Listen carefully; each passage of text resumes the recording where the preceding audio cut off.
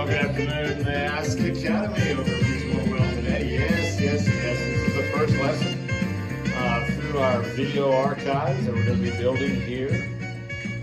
This is section 4 of chapter 10. We're going to be focusing on using inscribed angles and polygons that are inscribed in a circle. So we're going to learn what that means. Let's get right to it.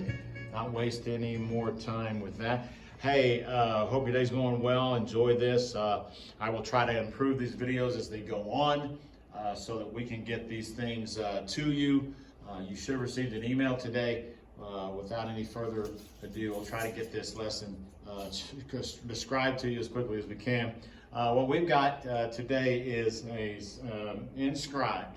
We're going to look at things like angles, and we're going to look at things like polygons that are inscribed. What inscribed means is that the corners, the vertices, are on the circle. So if it's just an angle, you only got one, and that one vertex is on the angle. So that's what inscribed means.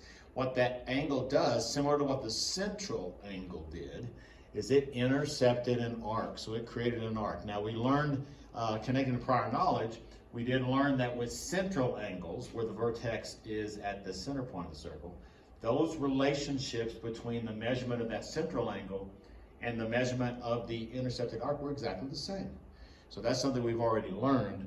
What we're seeing today is that there is a difference, even though similar, relationship between the measurement of an inscribed circle and the arc that it cuts or intercepts on the circle itself.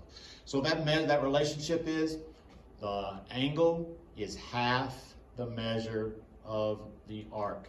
So if you've got 50 as an inscribed angle measurement, you've got 100 as the intercepted arc measurement, and vice versa. So if you know that this is 200, if this arc here, AB measurement is 200, then you know the inscribed angle that intercepts or cuts that arc is half of that, or 100. So those are the lessons that we're getting out today. They're going to ask us to use it quite a bit. Find the indicated measure on the circle P. So here they're asking for angle T. We're looking at the diagram, seeing to what detail they gave us. They told us this is they told us this arc measure RS is 48. So the angle that intercepts it is that angle T, that STR angle. And that measurement then would be 24, and that's what they're showing you here. So really pretty simple, that relationship between the measurement of inscribed angles and the arcs that they intercept. So again, another example here. It gets a little confusing. You have to kind of pay attention to what you're doing. And here they're using 3 letters for the angles. They're wanting you to find the measure of that angle STR. I think we can be pretty clear with just one letter, angle T. I don't think that's confusing. Find angle T. I don't think you're confused which angle that is using one letter. So one letter, angle T. What would the measurement be? And they want you also to find the measurement of the arc, RS. So we have to do this in pieces because the detail in the diagram that they gave us showed us here that this angle U, or SUR, is indeed 31 degrees. Well, that's an inscribed angle. So the relationship we learned is that whatever this inscribed angle is, you double it to get the measurement of the intercepted arc. So that arc would be 61. Well, now you've got this 61 that measures or is also intercepts the angle, a different angle intercepts that same arc. Same arc.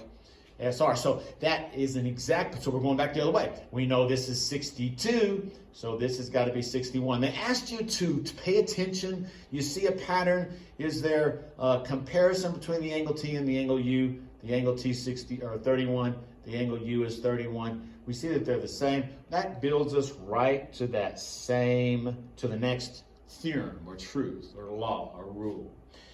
This theorem says that, hey, if I've got 2 angles, if I've got an angle A and an angle B that intercepts the same arc, in this case DC, those angles have to be the same. So they go the other way. This angle D, this angle C, intercepts this same arc, don't they? The angle and the angle intercept both A and B. So that arc is the same arc measurement that both of those angles D and C intercept. Therefore, those angles, those Those inscribed angles have to be the same. SAT is going to quiz you on what you know about that. Same picture, same thing. Want you two pairs of congruent angles. So they've given names to these angles, J, K, L, and M. And unfortunately, they use the 3 letters, which I don't think is necessary here. It would make things easier if they didn't. But they've given that, they've given it. So you guys just have to pick the right one, which the difficulty is getting the order of the letters right. Can you read it? And my dyslexia makes that challenging because I always often mix up letters and numbers and order. So it's hard for me, and maybe it's not so hard for you because you're much more intelligent than I am. So anyway, that's what you do. Same law, same rule. Intercepted angles that cut, or inscribed angles that cut the same angle have equal or congruent measure. Okay. So now we're going to move from angles that are inscribed in a circle. We're going to move to polygons. So in this case, they use they use triangles, which you studied before. This is what an inscribed triangle looks like. We studied that in the fall. And these are quadrilaterals. And what that inscribed means is all the corners, all the vertices again are going to be on the circle. The angle only has one angle, but these all have either 3 or 4. So for it to be inscribed, we're going to learn some rules about that. The first one says that if you have an angle that's inscribed in a circle, a triangle that's inscribed in a circle, that means all 3 vertices are on the circle itself. They're telling you here that if it is a right triangle, if you're told it's right, that in this case it appears angle B is the right angle, the hypotenuse of that right triangle will always go through the diameter of the circle. That'll happen each time. Conversely, the converse of that if-then clause states that, well, listen, if you've got one side that you're told is the diameter of the circle of a triangle inscribed inside a circle, then you gotta know that that's a right triangle. If you know this is a diagonal and the triangle is inscribed, that has to be the hypotenuse, because you can't get any longer chord than the diagram, right? And if it is a diagram, then diameter. If you're told it's a diameter, then you know you have a right triangle. Let's talk about that a little bit, because look, this right angle B, that's an inscribed angle, right? 90 degrees. It's inscribed and it's intercepting this arc AC. Well, if this is a diagonal, then that arc has 180 degrees. Half of 180 is 90. Twice 90 is 180. See how that previous theorem relates that truth back to you about right triangles. They give you another example of using that with a photography example, so you can look at that. The next law theorem that you want you to learn about inscribed, here they go to quadrilaterals. So if you've got an inscribed quadrilateral, only certain quads can be inscribed. There's only certain special quads. Not every quadrilateral can be inscribed inside a circle. So which ones can? Well, this is what this theorem says.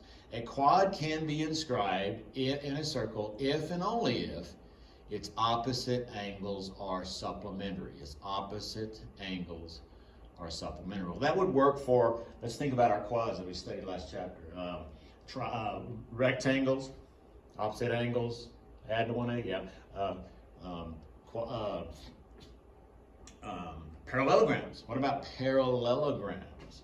Will they always add to 180, the opposites? I'm not so sure about that. What about kites?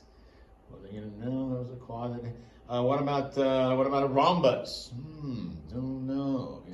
So if those opposite angles do add to 180, then because of parallelogram, the angles are always the same, right? So if one is 60, the opposite angles. If one is 60 and one is the other one's got to be 62, and the 60 plus 60 add to 180. So it doesn't just take any parallelogram won't work. It's got to be a special parallelogram, one of those special ones that we studied, but not all. So, okay, so now you know that rule about quads inscribed in a circle, that if they give you 75, you know the opposite one is 105. If they give you 80, then the opposite one is 100, and so forth, right? So if they give it to you in algebra, you still have that same relationship, the opposite angles. If you see it inside a circle, inscribed in a circle, then you know they've got to add to 180. So you can say that, and then you can solve for the variables. Okay, so that's really this section. I believe that's all they have. So you can check the website for the practice problems in this section. This has been inscribed and angles and inscribed polygons. I hope you have a great day.